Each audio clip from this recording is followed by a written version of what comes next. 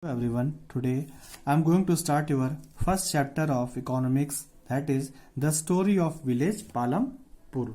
In this chapter they have given you an imaginary village, that is Palampur. This topic you have to read yourself, as you all know about the lifestyle of villages in the earlier classes and what type of life people live in the villages, what are their predominant activities. This you have to read yourselves. Still, if you having any problem, you can ask me. Today I will teach you the most important topic of this chapter, that is production and its major factors. Okay, first of all we will go through the meaning of production. Students, it is the process of combining the factors of production to produce goods and services. Means we can say that the most important function of every production activity is to produce goods and services. Okay, I hope you understood this. Now we will see the major factors of production. Students, there are four major factors of every production activity, that is land, labor, physical capital and the human capital. We will go through these. The first factor which is very important for production is land. Land is considered as the most important factor of every production activity, as it require for every production. Okay, so we having so many examples like buildings, infrastructures, mining activities, forestry, etc. Okay, so land is considered as the most important factor for every production activity. Okay, the second one is labor. Labor is the second important factor of production, as it includes all those people who will do the work. Means skilled or unskilled, both types of labor. Means the production activity requires both type of labor, that is skilled who having the knowledge of the work and unskilled who can do the manual work. Okay, the third one is physical capital. It is also very important topic. Physical capital include the various inputs required during the production activity. Later the physical capital have two components, that is fixed capital and the working capital. Fixed capital include all those tools and the tools, machines or the buildings on which the entrepreneur do the one-time investment. Okay, and then he or she can use those for a long period of time. The second one is working capital, which include money in hand and the raw material. Students, industries requires the raw material to manufacture the goods. So money in hand and the raw material, they are came into the category of working capital. I hope you understand this. The fourth one is human capital. Okay, you have already read this in class 9th when you read about the human resource. Okay, the fourth requirement for any production activity is human capital, which include knowledge and the enterprises to put together land, labor and the physical capital in order to produce the output. As you know that no resource could be considered as a resource by the time we cannot use it. So human beings, through their knowledge, their skills, they makes the other three factors of production reliable. Okay, so I hope you all understood the production and the major factors of the production. Okay, now we will see other topic, that is green revolution. Students, green revolution having a very vital role to boost in the Indian economy. You have read it in the earlier classes also, but in class 9 this topic is a little bit widened, so you just try to understand it. Okay, green revolution play a very huge role in the boost of Indian economy.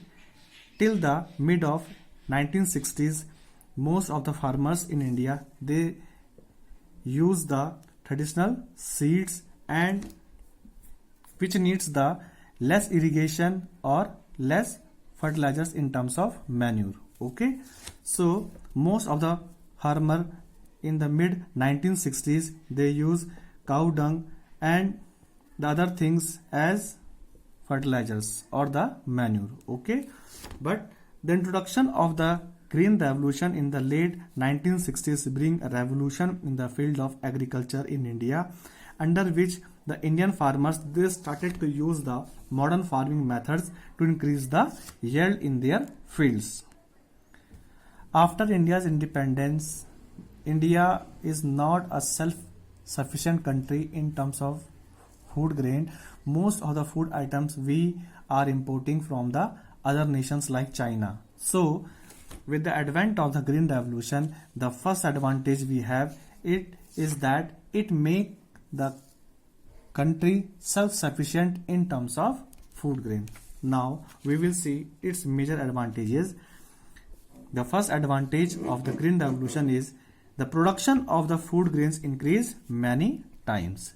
As I have told you this, under or with the advent of the green revolution, the Indian farmers they started to use the modern farming methods like high yielding variety of seeds, insecticides, pesticides, modern farming methods. So it helped them to increase their yield in the agriculture. Okay.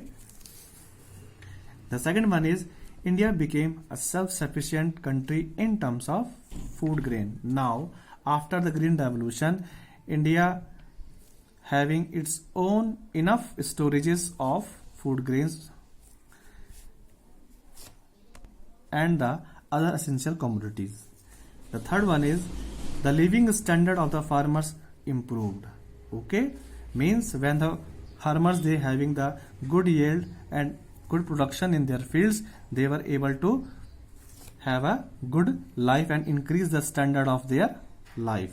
The fourth one is it provide boost to the agro based industries.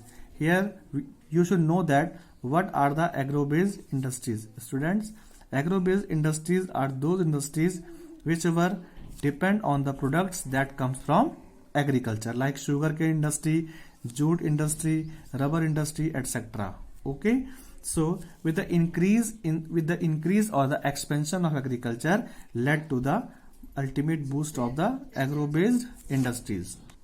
So these are the major advantages of green revolution, but the green revolution has also several disadvantages.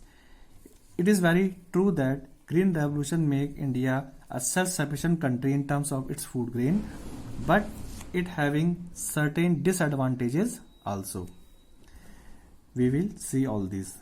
Green revolution also having its demerits, as it is associated with the loss of soil fertility due to increased use of chemical fertilizers.